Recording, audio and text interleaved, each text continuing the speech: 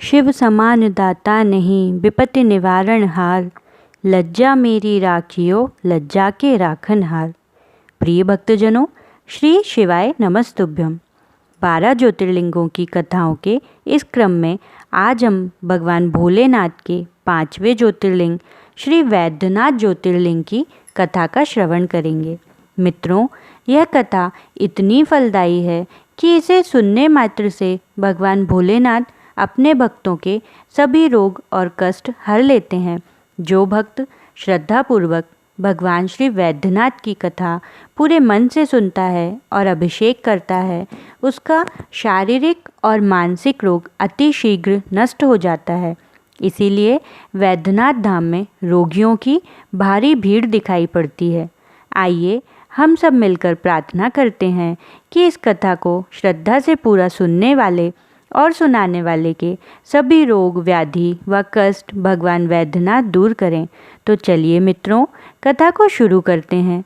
कथा शुरू करें उससे पहले यदि आपने हमारे चैनल को सब्सक्राइब नहीं किया है तो कृपया सब्सक्राइब कर दीजिए और वीडियो को लाइक व शेयर जरूर कर दीजिएगा। हर हर महादेव। श्री शिव महापुराण के कोटि रुद्र संहिता में श्री वैद्यनाथ ज्योतिर्लिंग की कथा इस प्रकार दी गई है कि राक्षस राज रावण अभिमानी तो था ही, वह अपने अहंकार को शीघ्र प्रकट करने वाला था। एक समय वह कैलाश पर्वत पर भक्ति भावपूर्वक भगवान शिव की आराधना कर रहा था। बहुत दिनों तक आराधना करने पर भी जब भगवान शिव उस पर प्रसन्न नहीं हुए, तब वह पुनः दूसरी विधि से तप साधना करने लगा।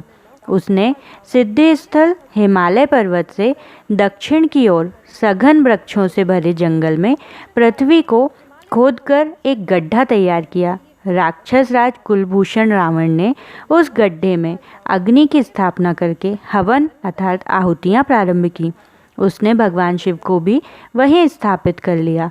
तप के लिए अपने कठोर संयम और नियम को धारण किया। वह गर्मी के दिनों में 5 अग्नियों के बीच बैठकर पंचाग्नि सेवन करता था, तो वर्षा काल में खुले मैदान में सोता था और शीतकाल अर्थात सर्दियों में आकंठ अर्थात गले के बराबर जल के भीतर खड़े होकर साधना करता था। इन 3 विधियों द्वारा रावण की तपस्या चल रही थी।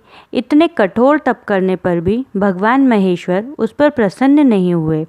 कठिन तपस्या से जब रावण को सिद्धि प्राप्त नहीं हुई, तब रावण अपनी एक एक सिर काटकर शिव जी को अर्पित करने लगा। वह शास्त्र विधि से भगवान की पूजा करता और उस पूजन के बाद अपना एक मस्तक काटता तथा भगवान को समर्पित कर देता था। उस प्रकार क्रमशः उसने अपने 9 मस्तक काट डाले। जब वह अपना अंतिम 10वां शीश काटने ही वाला था, तब भक्त वत्सल भगवान भोलेनाथ उस पर प्रसन्न हो गए और उन्होंने साक्षात प्रकट होकर रावण के सभी मस्तकों को स्वस्थ करते हुए उन्हें पूर्ववत जोड़ दिया।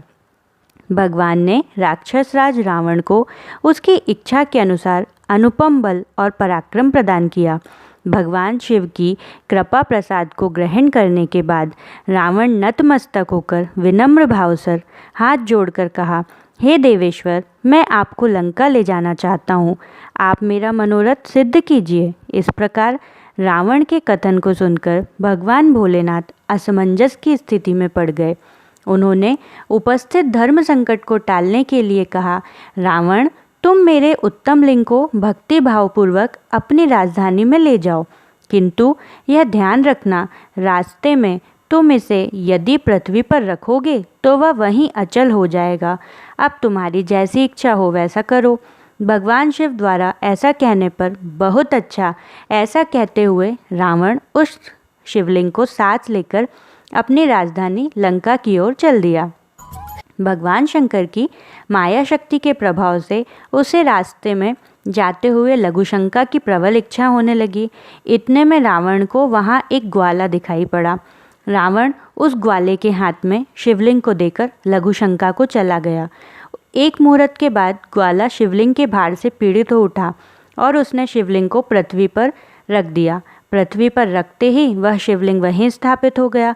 कुछ शास्त्रों में ऐसा वर्णन मिलता है कि भगवान गणेश जी ही ग्वाले के रूप में रावण के सामने उपस्थित हुए थे और उन्होंने लोक कल्याण की भावना से ऐसा किया था। जब रावण वहां वापस आया तब शिवलिंग को स्थापित देख निराश हो गया और अपनी राजधानी वापस लौट गया। इधर स्वर्ग में इंद्र आदि देवताओं को ऋषियों ने शिवलिंग संबंधी समाचार को सुनकर आपस में परामर्श किया और वहां पहुंच गए। भगवान शिव में अटूट भक्ति होने के कारण उन लोगों ने अतिशय प्रसन्नता के साथ शास्त्र विधि से शिवलिंग की पूजा की और सभी ने भगवान भोलेनाथ के प्रत्यक्ष दर्शन किए। इस प्रकार रावण की तपस्या के फलस्वरूप श्री वैद्यनाथ ज्योतिर्लिंग का प्रादुर्भाव हुआ, जिसे देवताओं ने स्वयं प्रतिष्ठित कर पूजन किया और भगवान शिव शंकर अपने भक्तों के लिए ज्योतिर्लिंग के रूप में वहां विराजमान हो गए। मित्रों, आपको यह कथा कैसी लगी कमेंट करके ज़रूर बताएं। भगवान भोलेनाथ सबकी मनोकामनाएं पूरी करें। ऐसी कामना के साथ हम आपसे फिर मिलेंगे अपने अगले वीडियो में। हर हर महादेव, जय शंभू। धन्यवाद।